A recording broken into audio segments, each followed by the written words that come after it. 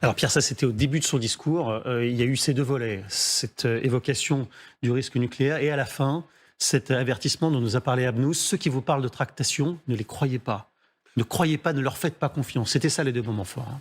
Oui, effectivement, c'était des moments forts et Abnous a raison, il a vraiment élargi sa palette, à la fois pour mieux convaincre, pour mettre des arguments plus forts sur la table, parce qu'effectivement, les arguments, bien que je pense que ce sont des arguments qui sont solides, c'est-à-dire la démocratie contre un univers, je dirais, à tendance totalitaire, mais ça ne marche pas complètement comme type de discours. Donc il a élargi sa palette.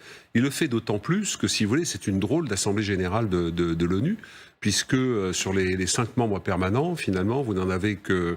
vous en avez, comment dirais-je... j'ai un trou, il n'y en a qu'un. Il n'y a que l'Américain présent. Les autres ne sont pas là. C'est la première fois depuis longtemps que notamment le Français, le président Macron, s'en est beaucoup servi justement pour faire passer des messages importants vers l'Afrique à une époque. Parce qu'il doit recevoir le roi Charles demain. C'est tout à fait. Il n'y a pas de critique de ma part. C'est un constat et ça donne d'autant plus d'envergure au discours de Zelensky. Et le fait de parler du nucléaire, ça rappelle quand même que justement le système russe est un système menteur, tricheur, puisque les Ukrainiens se sont dépossédés volontairement en 1994 de leur assurance vie qui était l'arme nucléaire, en échange du respect par la Russie de leur souveraineté et de leurs frontières, Crimée comprise. Tous ceux qui sont là à dire « Ah, mais la Crimée... » Non, la Crimée a été validée comme appartenant à l'Ukraine par Moscou.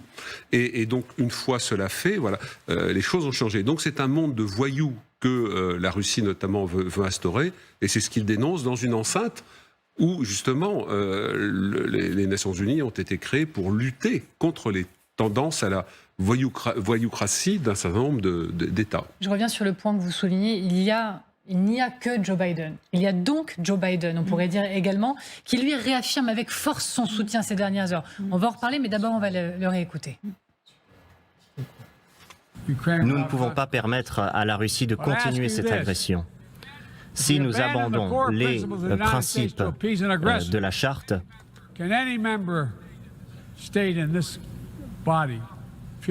aucun membre dans cette assemblée ne se sentira protégé. Si nous permettons à l'Ukraine d'être dépecée, l'indépendance de toute nation ici représentée est en péril. Abnous, dites-moi si je me trompe, mais il y a toujours une triple lecture à minima à avoir avec le président américain. Le message aux Ukrainiens, le message au monde et le message de politique intérieure, puisqu'on est en campagne. Ça a commencé clairement aux États-Unis. Et que là, il est en train de commencer à se battre pour chaque bout maintenant de budget qu'il va décrocher, en espérant que Trump ne prenne pas le pouvoir. Le malheur à partir de maintenant, je pense que ça a déjà commencé, mais là ça va commencer à s'installer, c'est que tout geste, toute action, tout discours des Américains doit être lu à l'aune de l'élection présidentielle qui commence. Ça, c'est évident. Le problème, c'est que, je faisais la réflexion en l'écoutant tout à l'heure, Joe Biden, c'est que le discours qu'il vient de faire démontre exactement l'hypocrisie, le deux poids, deux mesures de l'Occident. Et le fait qu'au moins, j'allais dire le Sud global, les pays en voie de développement, ils n'aiment pas les droits de l'homme. Ils n'aiment pas les droits des minorités, ils n'aiment pas les LGBT, ils l'assument, ils le disent, ils font des lois restrictives, ils le clament, pas de ça chez nous, et qu'on se retrouve face à un clan occidental qui est là à se gargariser du matin au soir de ses mêmes droits, de se battre, nous ne permettrons pas qu'un pays de soutenir. Dans son discours, il a quand même le culot monstrueux de citer les Iraniens et les Iraniennes qui se battent pour leur liberté. Il se passait quoi hier sur le tarmac à Doha ?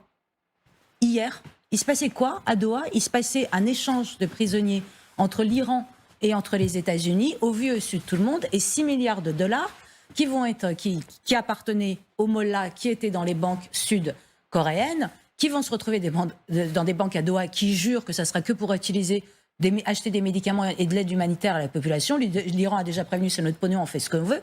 Qatar, premier allié de l'Iran. Donc, qu'est-ce qui se passe là ? Est-ce que ça tient ? Parce que les autres pays, ce n'est pas des analphabètes. Ils ont tous assisté à cette scène. Il se passait quoi hier et aujourd'hui à Téhéran ? Qui était en déplacement à Téhéran ? C'était Shoigu. Attendez, Shoigu, c'est pas le ministre de la Défense russe ? C'est pas le type avec qui on est soi-disant en guerre et sur qui il faut tenir le truc ? Et on rend 6 milliards aux Iraniens qui vont acheter des avions russes. Ils vont faire quoi avec ces avions ? Ils vont bombarder le Kurdistan iranien où se trouve une des poches de résistance.